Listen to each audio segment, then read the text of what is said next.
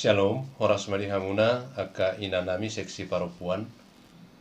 Pada hari ini kita kembali akan melaksanakan ibadah PA kita seperti biasa. Saya berdoa, saya berharap kita semuanya dalam keadaan sehat, di dalam perlindungan Tuhan kita Yesus Kristus. Marilah kita awali ibadah ini. Jumulo mahita meredis yang bukwede 170 ayat sada.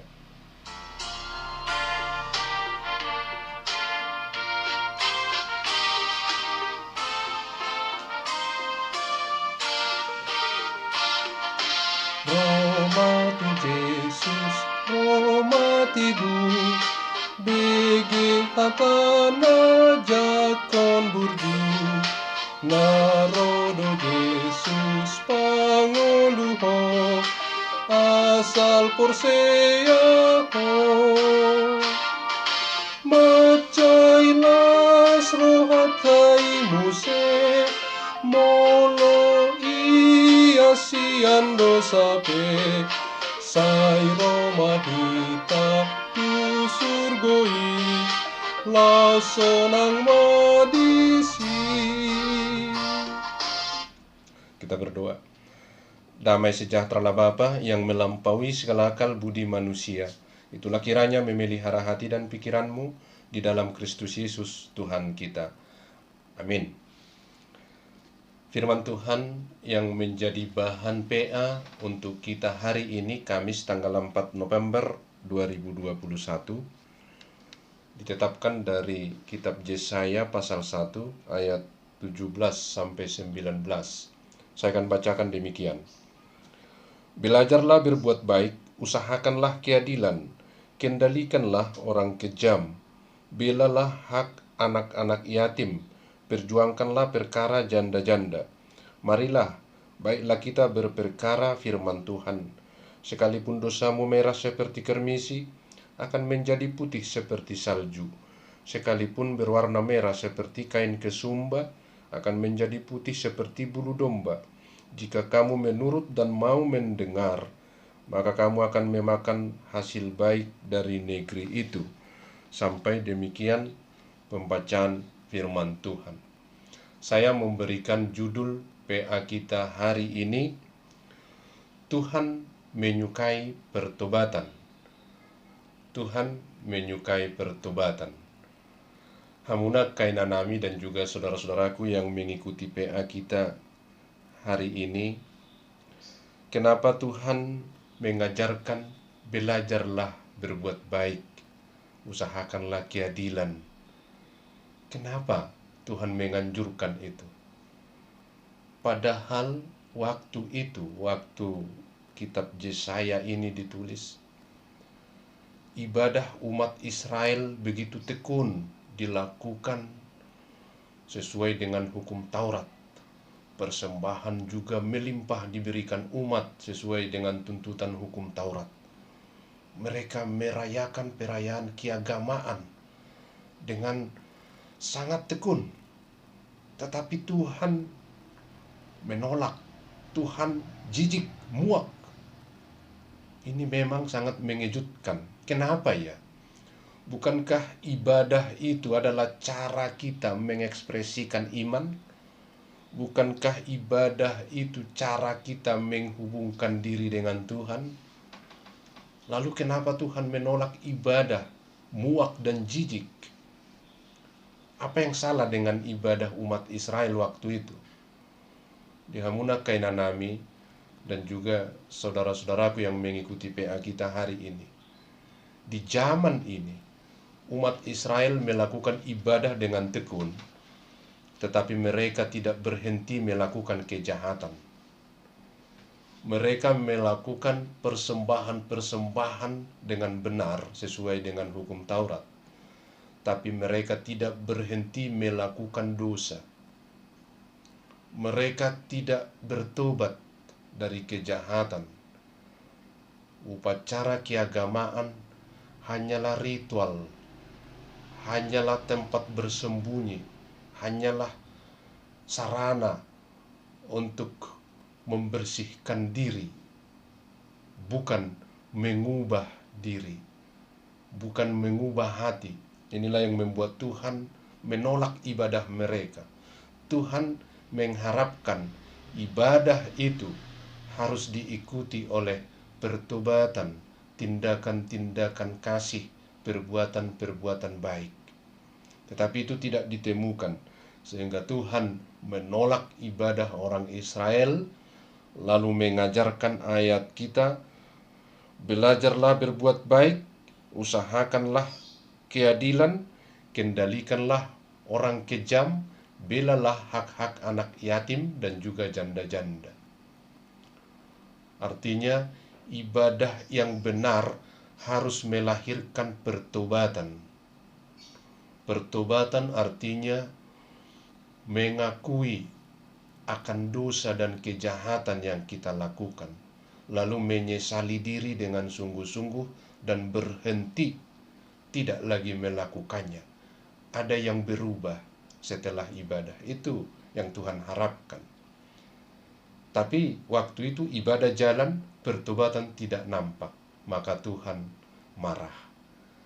Amuna kainanami dan juga saudara-saudaraku, Tuhan mengharapkan marilah mengawali pertobatan itu, menyesali segala perbuatan yang tidak baik, berhenti untuk tidak melakukannya lagi, lalu belajarlah buah-buah pertobatan itu, yaitu perbuatan baik, keadilan, mengusahakan keadilan, membela hak-hak yang lemah, orang yatim, janda, dan yang pantas untuk dibela. Inilah yang Tuhan ajarkan kepada kita pada hari ini. Hamuna kainanami dan juga saudara-saudaraku, saya tadi memberi judul Tuhan menyukai pertobatan. Iya, karena orang yang bertobat pasti akan menghasilkan perbuatan baik. Jadi ibadah itu harus diikuti perbuatan baik, bukan seperti ibadah Israel waktu itu. Apa yang terjadi? Saya akan bacakan sebelum ayat kita, yaitu ayat 13 dan ayat 15. Saya akan bacakan Yesaya 1 ayat 13.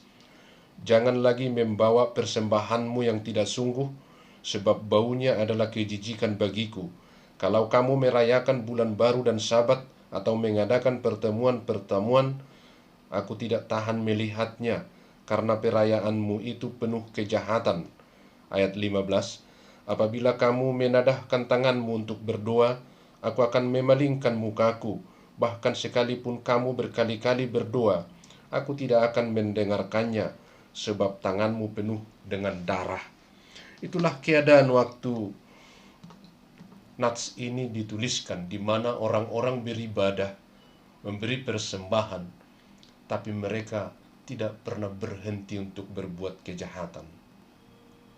Mereka tidak mengalami pertobatan. Pertobatan itu sangat-sangat perlu, dan itulah akses jalan masuk untuk keselamatan kekal. Amuna kainanami, pertobatan menyesali segala dosa dan tidak mengulanginya lagi. Bahkan pertobatan tidak hanya berhenti berbuat jahat, bukan. Jadi bertobat tidak hanya berhenti berbuat kejahatan, tetapi bertobat sekaligus hidup dalam firman Tuhan. Hidup dalam firman Tuhan berarti melakukan segala perbuatan-perbuatan baik. Jadi perbuatan baik itu harus hasil dari pertobatan. Adakah perbuatan baik yang tidak hasil pertobatan? Ada. Banyak orang berbuat baik tapi bukan karena bertobat. Kalau kita pergi ke mall, orang yang jualan itu pasti berbuat baik, tapi bukan karena bertobat. Atau kalau ada pemilihan, misalnya pemilihan umum, banyak orang yang baik tapi belum tentu hasil pertobatan. Tetapi orang yang bertobat pasti menghasilkan perbuatan baik. Perbuatan baik belum tentu hasil pertobatan. Oleh karena itu Tuhan menyukai pertobatan. Dan dari hasil pertobatan itu akan nampak perbuatan-perbuatan baik, yaitu tindakan-tindakan kasih, kepedulian terhadap sesama, rela mengulurkan tangan sekecil apapun. Tuhan Yesus berkata di Matius 25 ayat 40, segala sesuatu yang kamu lakukan kepada salah seorang saudaraku yang paling hina ini, engkau telah melakukannya untuk aku. Itu pernyataan Tuhan Yesus mau mengatakan, jika kita melakukan tindakan kasih terhadap siapapun yang pantas dikasihi, maka kita telah melakukan untuk Tuhan. Hamuna aka inanami. Perbuatan baik, tindakan kasih tidak harus memberi materi. Banyak hal yang bisa kita lakukan untuk menunjukkan tindakan-tindakan kasih sebagai buah pertobatan. Misalnya mendengarkan orang yang berkeluh kesah, mendengarkan curahan hati orang, itu juga adalah tindakan kasih. Banyak di saat ini orang yang tidak mampu mencurahkan isi hatinya karena dia tidak percaya kepada siapa dia harus mencurahkan. Tidak ada orang yang mau mendengar, tidak ada orang yang mau peduli dengan keadaannya, dengan bebannya, dengan penderitaannya, sehingga dia hanya diam. Atau mungkin dia mencurahkannya melalui medsos, tidak lagi kepada orang, tidak lagi kepada kita. Untuk itu Tuhan menganjurkan, mengharapkan dan mengajarkan kepada kita melalui PA ini, supaya kita mau untuk melakukan tindakan kasih, mengulurkan tangan, peduli dengan sesama, minimal mendengarkan jeritan hati mereka, keluh kesah mereka.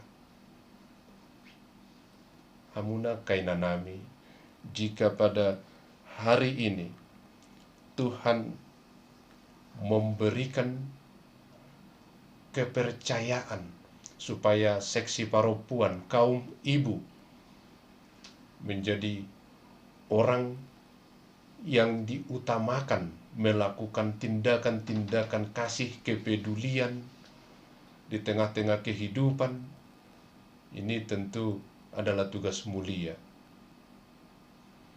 Bagaimana kita mengatakan mengasihi Tuhan Allah dan sekaligus juga menunjukkan sikap kasih terhadap sesama. Orang hanya mengasihi Tuhan tapi tidak ada tindakan terhadap sesama, Tuhan akan marah. Dan hari ini kaum ibu seksi paropuan ditugaskan oleh Tuhan untuk menunjukkan, mengarak. Kalau kita beribadah dengan khusyuk, dengan sungguh-sungguh di sebuah gedung, di sebuah tempat ibadah, maka itu harus kita bawa keluar ke dalam kehidupan secara nyata. Tindakan-tindakan kasih, uluran tangan, kepedulian, kebersamaan, itu yang harus dilakukan. Kenapa harus kaum ibu yang dipercayakan Tuhan untuk melakukan itu? Karena kaum ibu sesungguhnya adalah pusat kehidupan. Apapun yang dilakukan seorang ibu di tengah-tengah kehidupan ini pasti berdampak, berpengaruh. Orang-orang lain, apalagi generasi muda, anak-anaknya akan meniru, akan mewarisi, akan meneladani. Berbahagialah kaum ibu kalau Tuhan mempercayakan tugas mulia ini, yaitu belajar berbuat baik, belajar untuk peduli, belajar untuk menolong sesama, belajar mendengar jeritan hati, belajar mengulurkan tangan. Itu dipercayakan kepada ibu, maka generasi berikut akan mewarisi, akan meniru, akan meneladani. Maka kita bisa bermimpi di hari-hari mendatang, di masa depan akan tumbuh generasi yang saling peduli, generasi yang hidup dalam kebersamaan, bukan generasi yang individual, bukan generasi yang egois.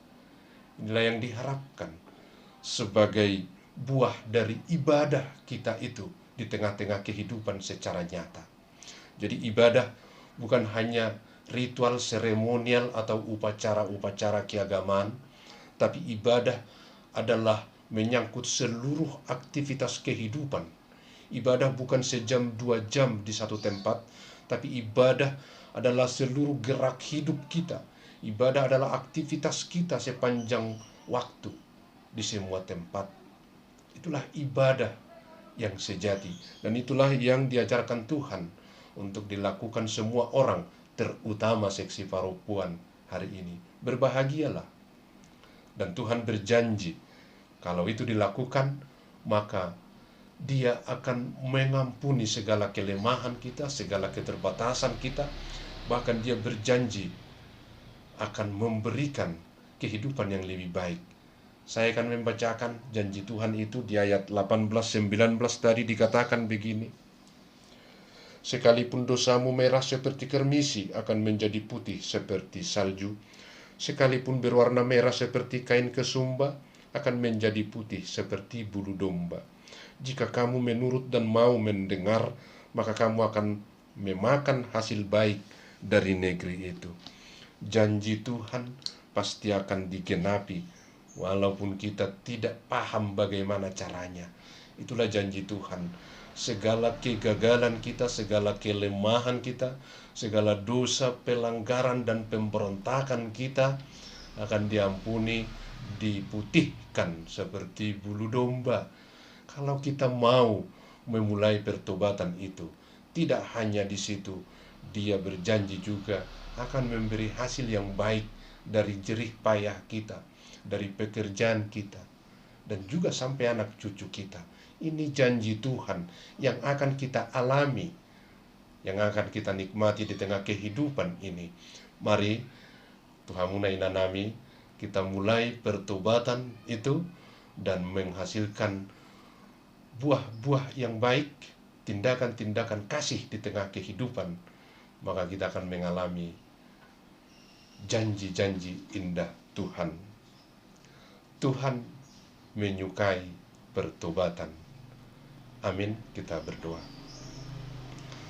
Terima kasih Bapa di sorga atas firman-Mu yang kami terima. Iya, kami sering sekali melakukan ibadah-ibadah kami hanya sebagai ritual, tradisi, dan kebiasaan.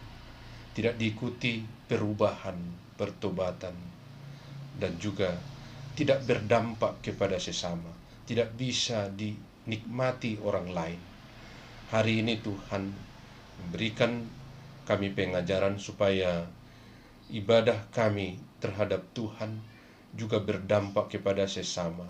Kami peduli, kami hidup bersama, dan kami percaya seksi Paropuan yang Tuhan beri tugas, tanggung jawab, kepercayaan untuk menjadi orang terdepan melakukan firman-Mu, akan melahirkan generasi-generasi masa depan yang penuh dengan persahabatan, kebersamaan, dan kepedulian. Tidak lagi generasi yang individual dan egois. Beri kekuatan kepada seksi Paropuan kaum ibu untuk bisa di dalam firman Tuhan melakukan tugas itu, melahirkan generasi-generasi yang takut akan Tuhan dan peduli dengan sesamanya.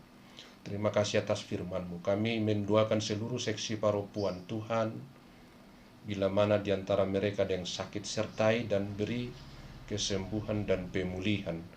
Bila mana ada mereka yang berduka, firman-Mu kiranya menguatkan, menghiburkan mereka untuk melewati situasi sulit. Inilah doa kami, sertai seluruh seksi Paropuan dan seluruh orang yang terberkati oleh firman-Mu melalui PA ini. Berkati semuanya, sertai semuanya. Terima kami, ampuni dosa kami dalam Kristus Yesus kami telah berdoa. Amin.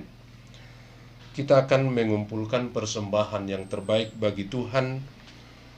Huhutma taidehon buku deo 410 sada ayat sada. Nang terara dosamu, ias di banmu darku. Na terara dosamu, ias di banmu darku.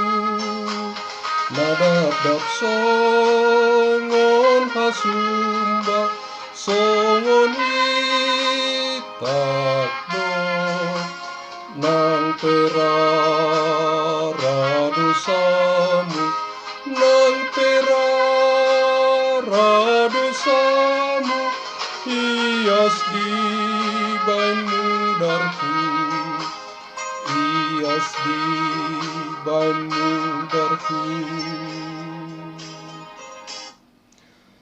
Kita sama-sama mengucapkan doa Bapa kami yang di sorga. Bapa kami yang di sorga, dikuduskanlah namamu, datanglah kerajaanmu, jadilah kehendakmu di bumi seperti di sorga.